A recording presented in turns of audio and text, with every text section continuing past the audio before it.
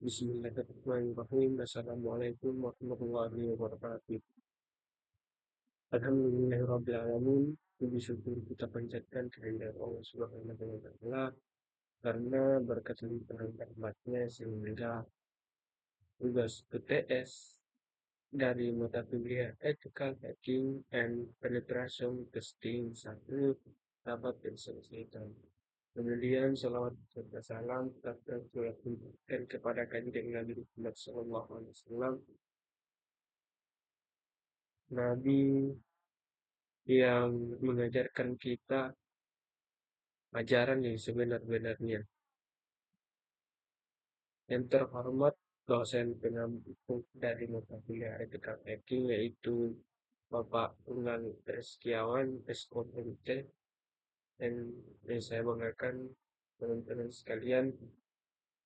Baik, pertama-tama saya akan memperkenalkan diri terlebih dahulu. Jadi perkenalkan, nama saya Alhamdulillah Sahlan dengan NIM 1058411111823 dari kelas 5A. Baik, eh, di video ini saya akan menjelaskan hasil penetration testing yang dilakukan pada dua target.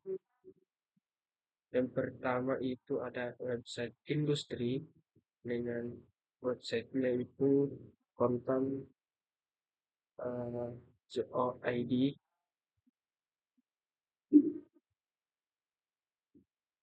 Ini konten .co.id. Kemudian ini untuk passive reconnaissance.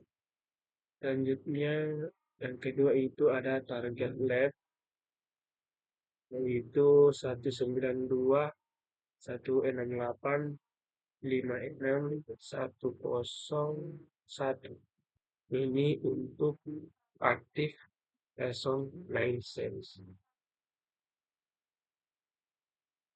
Tujuan pengujian ini adalah untuk melihat informasi apa yang terbuka di internet dan bagaimana kondisi keamanan target lab ketika dipindah menggunakan berbagai teknik. Yang pertama itu penjelasan web industri mengenai konten.co.id. Sebelum masuk ke tahap pengujian, kita perlu pahami dulu apa itu web content.co.id.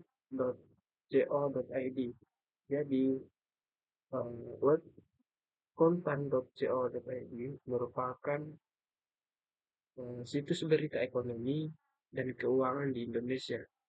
Situs ini banyak digunakan untuk membaca berita bisnis, kemudian membaca saham, investasi, hingga analisis finansial.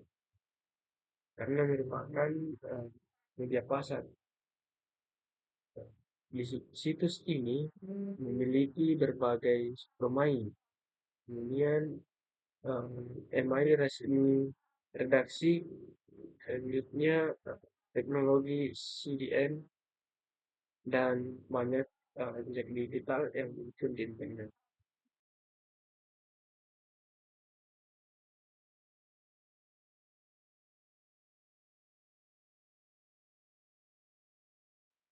Situs ini cocok dijadikan target posting karena banyak informasi publik yang bisa diambil tanpa menyentuh sertifikasi. Jadi yang kita masuk di pasif reconnaissance atau penyelesaian pasif. Nah, di tahap ini kita hanya mengambil informasi publik, tidak ada interaksi langsung dengan server. Semua dilakukan lewat data yang tersedia di internet. Langkah-langkahnya yang pertama itu masuk terlebih dahulu di VM Linux kita. Kemudian masukkan ID-nya, username-nya. Setelah berhasil masuk, kita buka terminal. Kemudian lanjut ke langkah ini, pencarian domain WOIS. Nah, langkah ini melihat detail domain menggunakan perintah WOIS. Menggunakan perintah WOIS content.co.id. Hasil menunjukkan nama penyedia DNS, DNS parking, register domain, informasi teknis lain terkait pengelolaan DNS. Informasi seperti ini membantu memahami bagaimana domain dikelola dan oleh siapa. Selanjutnya, langkah selanjutnya itu menggunakan CRT-SH. Jadi di Kali Linux kita membuka Chrome, kemudian membuka tab dan memasukkan ini tab tersebut.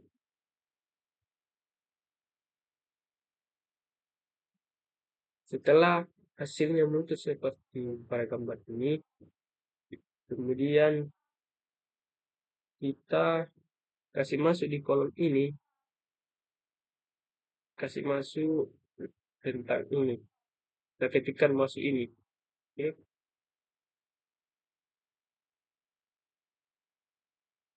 Dengan memasukkan query tadi, kita bisa melihat subdomain apa saja yang pernah didaftarkan, kapan sertifikat dibuat, dan siapa penerbit sertifikatnya.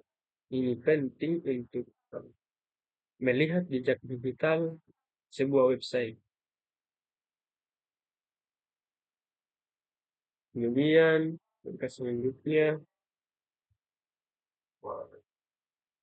mengumpulkan informasi tentang karyawan dan struktur internal target dengan input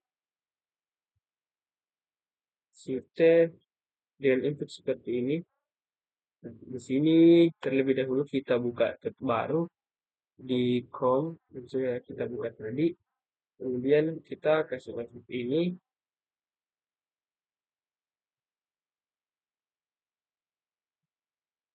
kemudian di enter hingga muncul seperti pada gambar ini. Dari hasil pencarian muncul profil LinkedIn milik Aris di Sulistiawan dan Felix Huang dan Immanuel Sudarsono. Informasi ini membantu memahami siapa saja yang mungkin terlibat dalam pengelolaan website. Kemudian pola email perusahaan. Dari hasil pencarian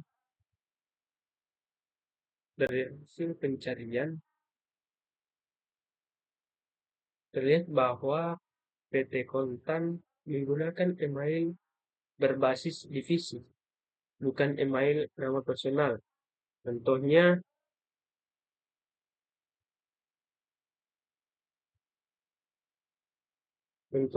redaksi kontan.co.id.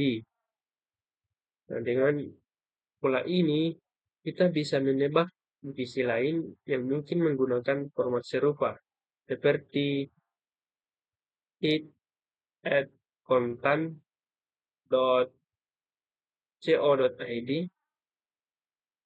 kemudian support@kontan.co.id, dan seterusnya. Ini adalah temuan OSIM yang valid.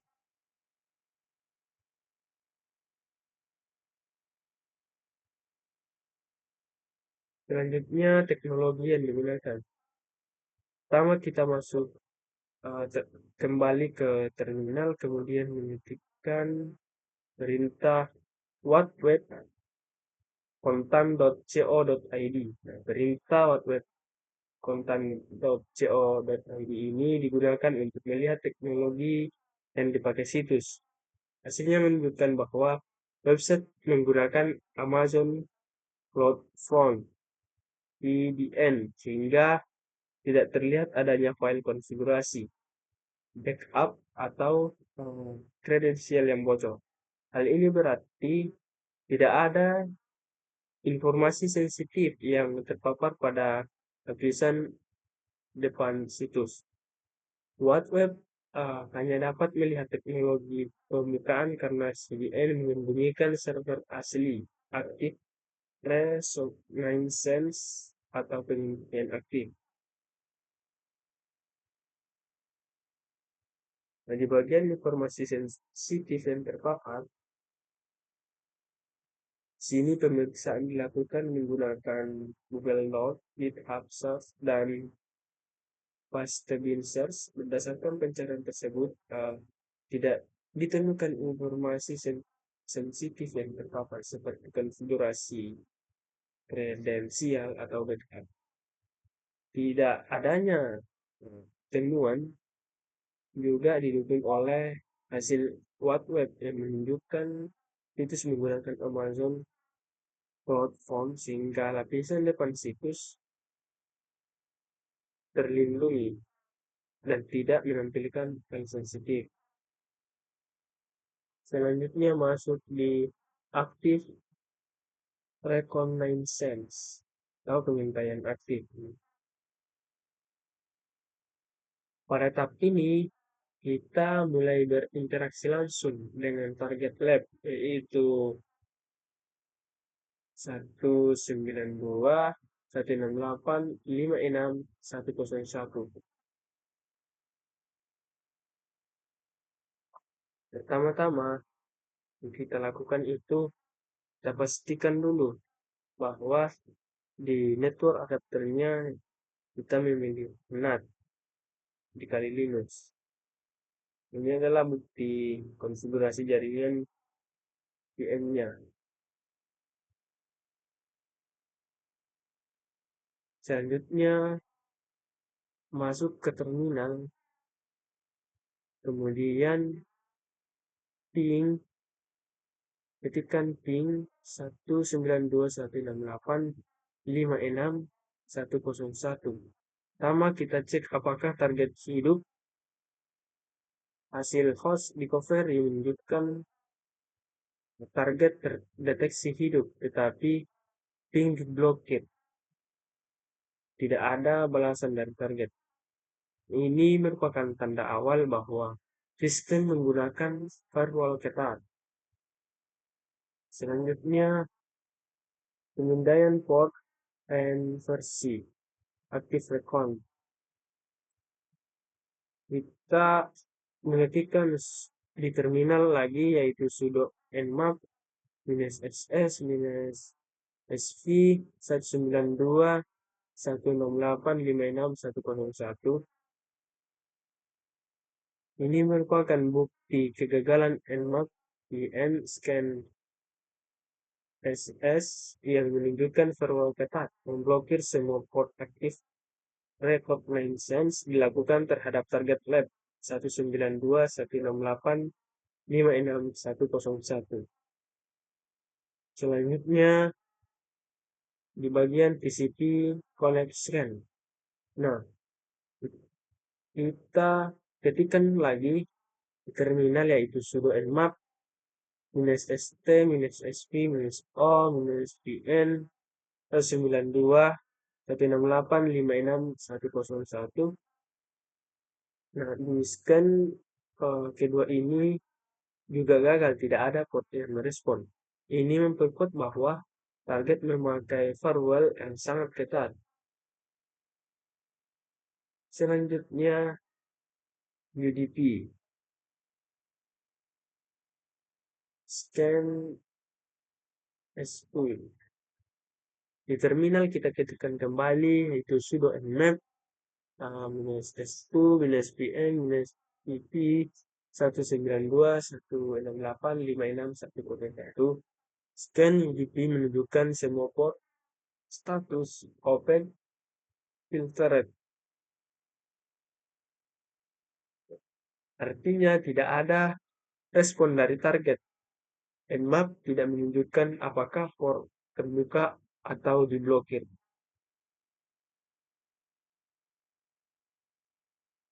Masuk di service and version detection. Menetap ini tidak dapat dilakukan karena seluruh port TCP dan UDP pada target berada dalam keadaan filtered atau tidak merespon.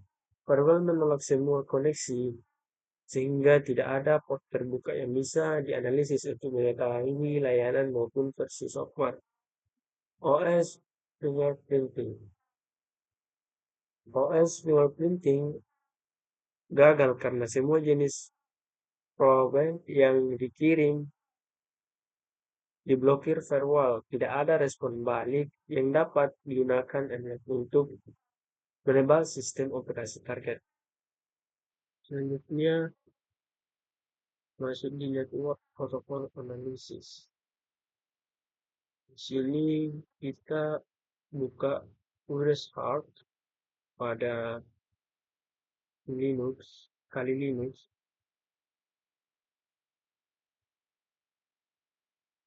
Kemudian jalankan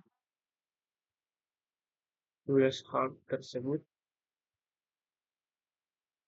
Kemudian kita pilih ETH 0 seperti ini, seperti di gambar.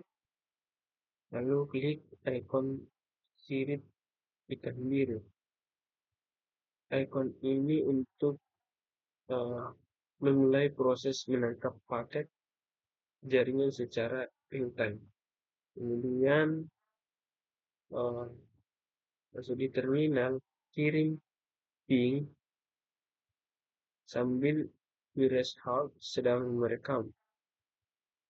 Setelah Wireshard berjalan, kita buka terminal, kemudian jalankan perintah ping -c 5192168.56.101. Walaupun ping tidak mendapatkan balasan, Wireshard tetap akan merekam paket ICMP yang kita kirim keluar.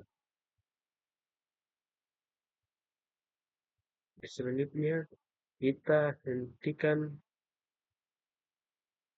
chapter saat ping selesai. Ketika ping sudah selesai, kembali ke Wireshard. Klik ikon kotak merah seperti yang ada di sini. Ikon ini digunakan untuk menghentikan proses perekaman paket. Kemudian gunakan filter IP di Wireshard agar paket yang ditampilkan lebih rapi dan fokus. Di kolom filter Wireshard, ketikkan seperti ini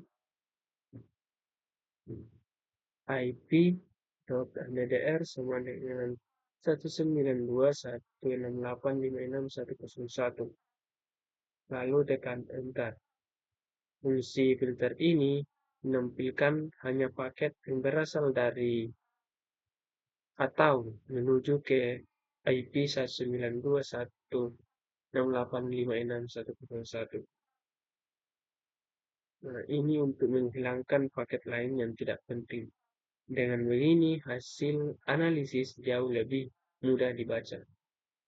Kemudian hasil analisis protokol. Setelah filter diterapkan, kita akan melihat paket ICMP dikirim oleh Kali Linux ke target. Tetapi tidak ada paket ICMP yang kembali dari target. Ini membuktikan dua hal. Yang pertama, paket ICMP keluar dengan benar Kali mengirim ping. Kemudian tidak ada respon dari target karena firewall target memblokir CMP. Baik, bila tadi presentasi dari saya kurang lebihnya mohon maaf. Saya tutup dengan ucapan billahi taufiq wal haq. Assalamualaikum warahmatullahi wabarakatuh.